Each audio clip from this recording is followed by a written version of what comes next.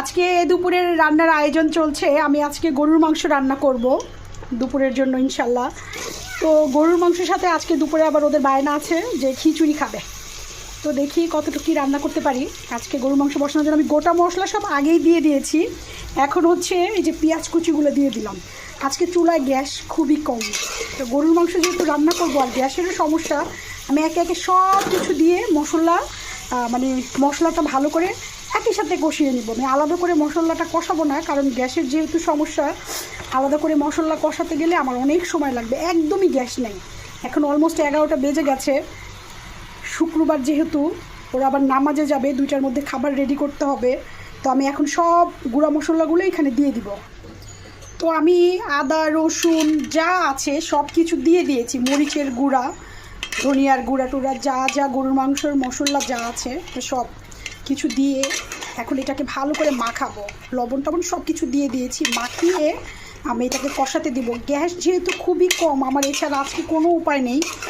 আমি মোটামুটি বৃহস্পতিবার রাত হলে চেষ্টা করি যে আমি রাতের বেলা রান্না করে রাখবো। তো গত পরশু দিন খেলা দেখেছি, গতকালকে অনেক হ্যাসেল গিয়েছে, সব কিছু মিলিয়ে না আমার আর হয়নি যে আমি বৃহস্পতিবার রাতে রান্না করব। আজকে শুক্রবার, তো আমি এখানে সব কিছু দিয়েছি। এটা এখন আর কি ভালো করে মিশিয়ে এটা কষাবো।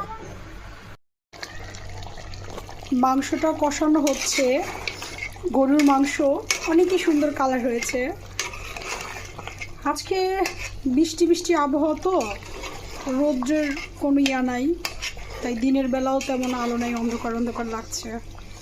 একটা দিন বাসায় থাকি, অবশ্য বৃষ্টি থাকলে ভালো লাগে। আমি শুক্রবারে বৃষ্টি হলে অনেক খুশি হই।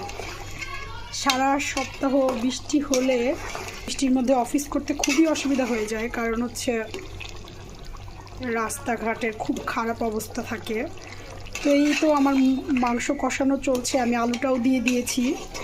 আলুটা দিলে আমার বাসায় আবার ওদের আলু ছাড়া চলে না, আলু ছাড়া একদমই জমে না। যাই হোক, কালারটা অনেক সুন্দর হয়েছে। গরুর মাংস ফাইনাল লুক, রান্না করা শেষ।